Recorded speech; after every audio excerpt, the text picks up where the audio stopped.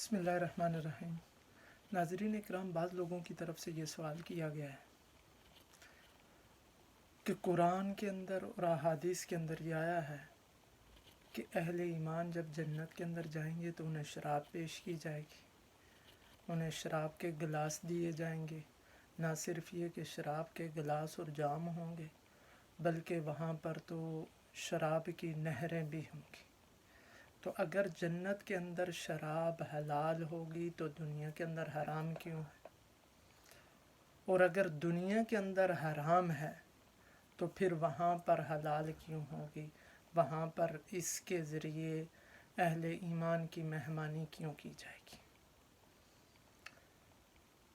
اس سوال کی وجہ اور بنیاد یہ ہے کہ ان لوگوں نے شراب کے لفظ کو تو دیکھا، لیکن دنیاوی شراب اور اخروی شراب کے درمیان جو فرق قرآن کے اندر بیان کیے گئے ہیں اس کو انہوں نے اگنور کر دیا، چھوڑ دیا، جس کی وجہ سے یہ غلط فہمی کا شکار ہو۔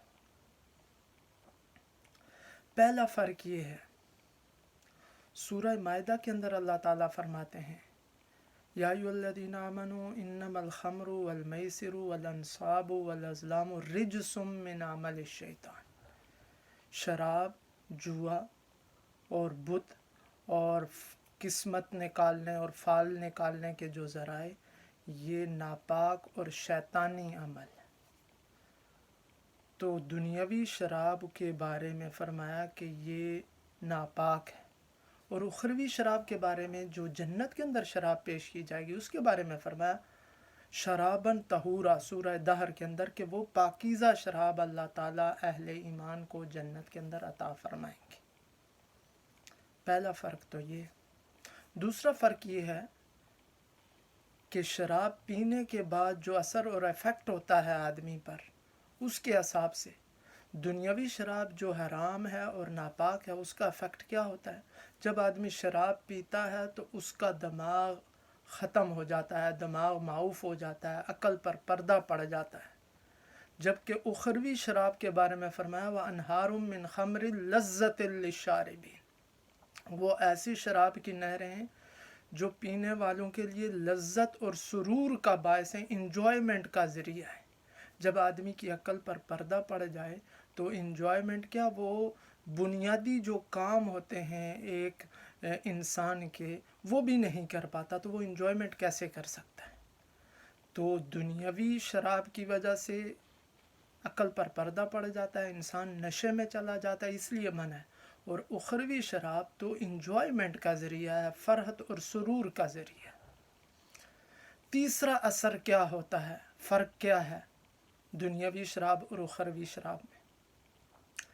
دنیا کی شراب جب انسان کوئی پیتا ہے تو اس کی وجہ سے وہ بیہودہ باتیں شروع کر دیتا ہے، وہ گناہ کی باتیں شروع کر دیتا ہے، وہ بکواس شروع کر دیتا ہے۔ جبکہ آخرت کی شراب کے اندر یہ ساری چیزیں نہیں ہوں گی، کسی قسم کی کوئی چیز نہیں ہوگی۔ سورہ طور کے اندر فرمایا یتنازعون فیہا کأسا لا لغو فیہا ولا تأثیم، اہل جنت کے اندر شراب کے جاموں کے ذریعے انجوائمنٹ کر رہے ہوں گے، اور تو وہ شراب ایسی ہے کہ اس کے اندر نہ تو بیہودگی ہے اور نہ کوئی گناہ کا سبب اور ذریعہ۔ یہ فرق ہے۔ چوتھا فرق یہ ہے کہ دنیا کی شراب کی وجہ اور سبب یہ شیطان ہے۔ سورہ مائدہ کے اندر ہی فرمایا انما یرید الشیطان ان یوقع بینکم العداوۃ والبغضاء فی الخمر، شیطان چاہتا ہے تمہارے درمیان کینے کو، عداوت کو ڈال دے شراب کے ذریعے۔ تو شراب شیطان کے ہتھیار ہے اور شیطان اس کا سبب ہے جو انسانوں کو شراب پلا کر ان کے ذریعے اور زیادہ گناہوں کا طرف لے جاتا ہے۔ چنانچہ حدیث میں فرمایا کہ الخمر جماع الاسم، کہ شراب، دنیاوی شراب، یہ تمام گناہوں کی بنیاد اور جڑ ہے۔ جبکہ اخروی شراب وہ اللہ کی طرف سے مہمانی ہوگی۔ چنانچہ مقربین کو، اعلیٰ درجے کے لوگوں کو اللہ تعالیٰ خود شراب پلائیں گے۔ وَسَقَاهُمْ رَبُّهُمْ شَرَابًا طَهُورًا، ان کا رب انہیں شراب پلائے گا۔ اور جو دوسرے لوگ ہوں گے ان کی مہمانی کی جائے گی فرشتوں کے ذریعے۔ تو یہ بنیادی فرق ہیں، اور ان کے درمیان دنیاوی شراب اور اخروی شراب، اگر ان کو چھوڑ دیا جائے تو آدمی غلط فہمی کا شکار ہو جاتا ہے، جیسے کچھ لوگ شکار ہوئے۔